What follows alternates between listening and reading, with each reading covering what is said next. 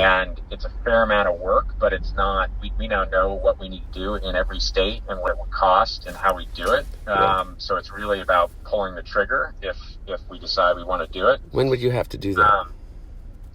It's a while. So, and again, it kind of depends on what the exact approach is and who it is and who's, not just who the platform is, but who else is running. Like, there's a few decision points along the way, but it could be as late as like spring of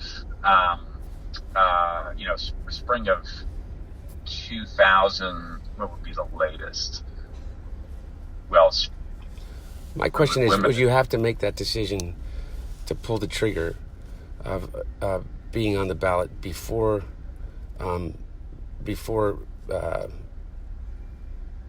people before the either party nomination? Yeah. Not necessarily. That's part of it. Not necessarily. I mean, you could.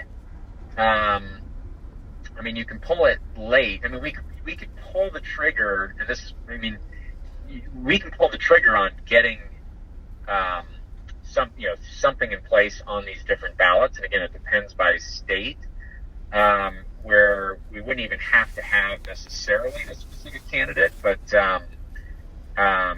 we think it all seems of interest, and we know it's of interest to John to at least have a conversation. If your dad was at all intrigued by it, we could figure out a way to facilitate. I could fly John out, and it could just be an off the record, face to face. It could be if that's not of interest, we could get a couple of political advisors together to talk about it. Like, there's different ways to approach it depending on if you had any interest. Yeah. Well, look, I think that number one, that it's going to be, this is all me, not him. Okay. Yeah. I think that it's going to be very difficult for him not to run.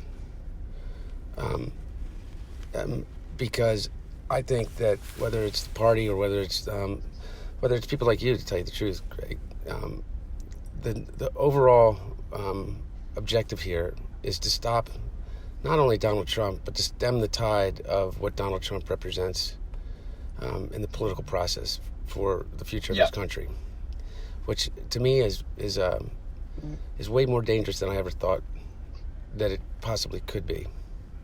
Mm-hmm. And my concern is I kind of dropped out of this I'm tired of this shit.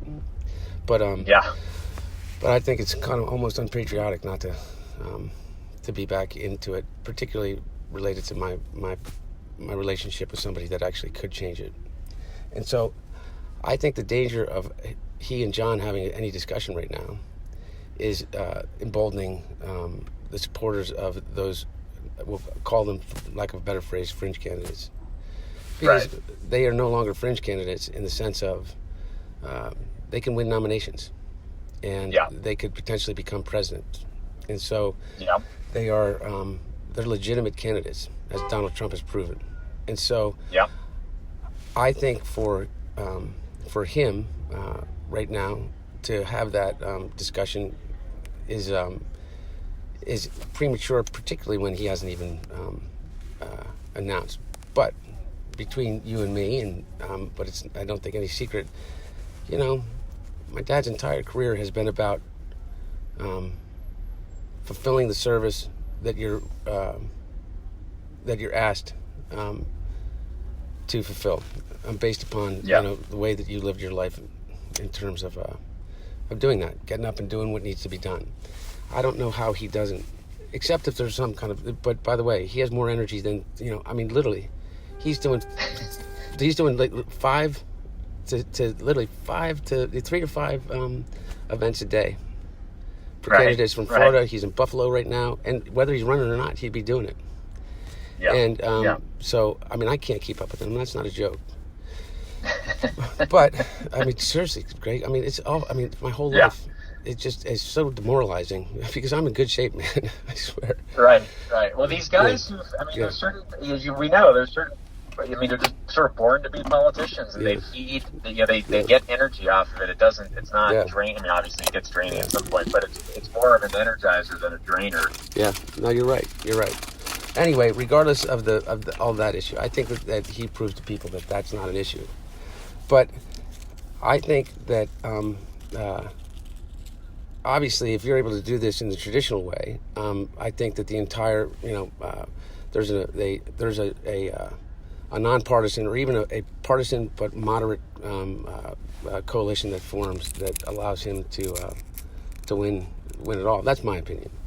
However, who the hell knows? I mean, any of this stuff. And so, yeah. But I think this is me again. Yeah. No matter what, I'd rather him run that way.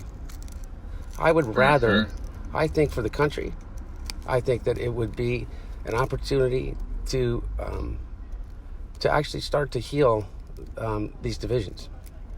Because the space between what you believe, Greg, and what I believe is so thin. Right. And we've allowed everybody else to tell us and tell the people that coalesce behind our camps that it's wide, that it's really wide. And it's not, man. It truly isn't. The vilification of George Bush was, when George Bush was president, was just as disconcerting to me as the vilification of Barack Obama. Right. And so I don't think that ever necessarily changes. But you know what? If you and I, or not you and I, if John and Joe were ever able to kind of repair that, that's a big, big leap forward, potentially. Yeah. And so, anyway, what I want to do is maybe let's you and I have one more discussion after I talk to him. I'm going to be with him tomorrow and through Saturday. Okay. Okay. And we have I'm going to New York with him for a couple campaign events he's doing in upstate, and then down to the city for some fundraiser for somebody. And so, let me just you don't know this, but let me talk to him. And I think that there has to be a couple meetings before there's ever a meeting between principals. Yeah. And so, but I really appreciate the call because, kind of to me, I've always said to him, whether it was Bloomberg or Kasich or anybody, in order to really heal, you got to start to actually do the things that give people reason to believe. You know what I mean? Yeah. So, yeah. So anyway, I'm with you. Anyway, and then if it ever happened, then it's the bloodbath of inside internally. Right. But you know what? I'd rather that fight than the fight that's occurring right now, which is just awful, man. Awful. Yeah. I mean, Jesus Christ, you gotta, awful. Yeah. I can't watch the news anymore, man. I mean, I really don't. I don't watch it. Somebody told me today, sorry to hear about your dad. And I panicked. I said, what happened? It was like the bomb thing. I was like, oh my God, thank God. It was only a bomb. Right. Anyway. All right, brother. Yeah, but Greg, And there's a bunch. By the way, there's a bunch of other people that have approached me about it. From Felix Roten's son. I don't know if you know Nick Roten, who's a really, really impressive guy. Yeah. Nick has been very involved in this, and so anyway, I'm not getting ahead of myself, but I'm just saying to you, there's a number of other people of your stature that are meaning they can really actually affect change in this country. That I think that you'd also like to meet it if you haven't already. So anyway, buddy, I appreciate the call. Let me call you back tomorrow, okay? After I talk to him, tomorrow late evening or afternoon, okay? Yep, sounds good. Okay. Thanks, Hunter. Okay. See you. Bye-bye. Talk to you soon. Bye. Okay.